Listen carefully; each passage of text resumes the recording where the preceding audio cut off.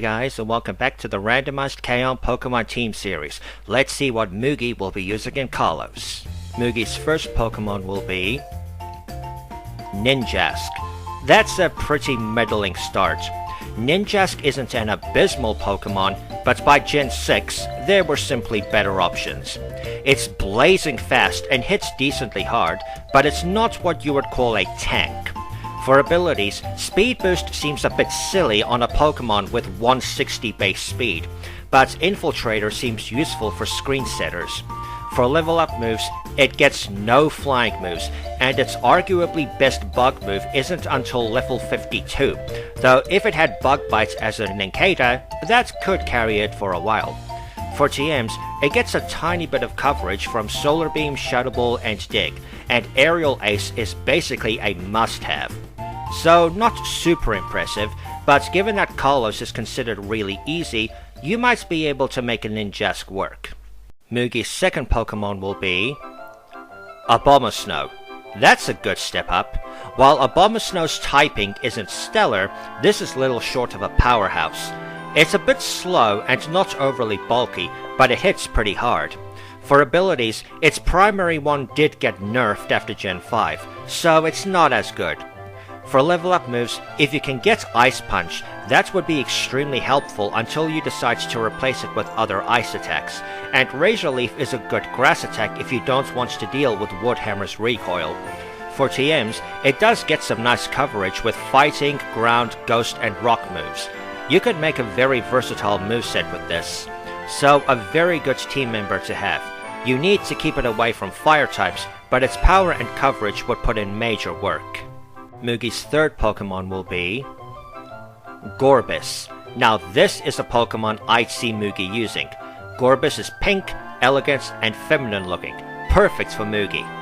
I should probably mention though that some of its dex entries say that it's cruel and drains its prey of their body fluids, but we're just gonna look past that.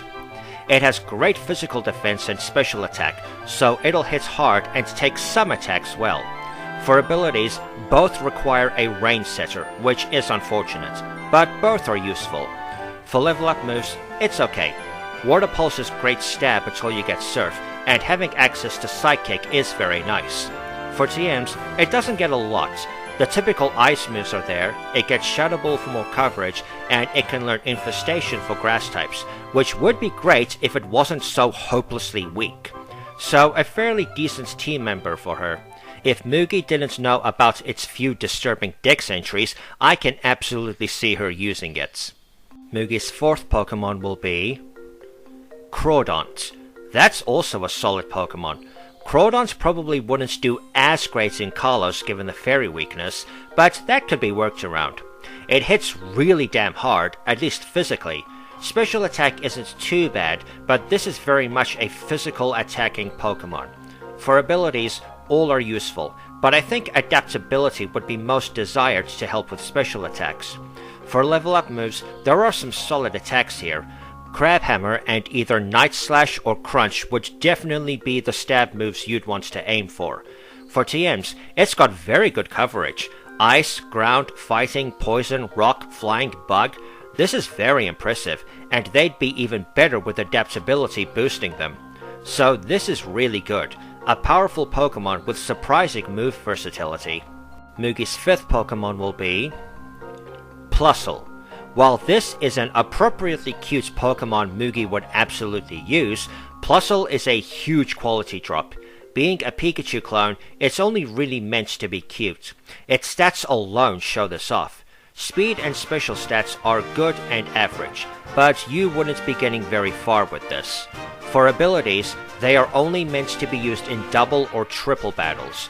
I'm not entirely sure if Lightning Rod works in single battles. If it does, you'd have to predict an electric attack to use it. For level up moves, it's bad. Spark is a decent electric attack, but it uses Plusle's terrible physical attack. For TMs, it's not that much better. Thunderbolt is an auto-include once you get it, and Grass Knot gives some coverage against ground types, but that's really it. So this is extremely unimpressive. Madrybrade did manage to do a challenge run with Plusle and Minun a few years back, but this little guy is best saved as a team mascot more than anything. And Mugi's last Pokemon will be Relicanth. That's a very solid way to end the team. It's somewhat notorious for being difficult to find in Hoenn as you need it to unlock the Regis, but Relicanth is a strong Pokemon. Physical-wise, it's terrific, just a shame it's rubbish with its other typing.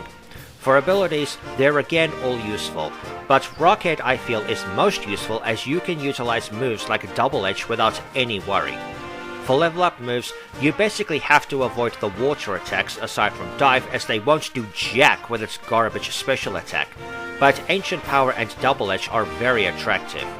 For TMs, the ice attacks should be avoided unless you want the coverage for Relicanth's dire grass weakness, but Earthquake is another must, especially for electric types. Rock Slide can tide you over until you get Ancient Power, assuming you get Rock Slide earlier. So a terrific ending to the team. It'll put in a lot of work when used well. And that's it for Mugi's Gen 6 team. A bit of a shame she got no Kalos Pokemon, but with the roster expanding each generation, I can't always be lucky. As always, please rate, comment and subscribe, don't forget to follow me on X, consider backing me on Patreon, and remember to stay chilled.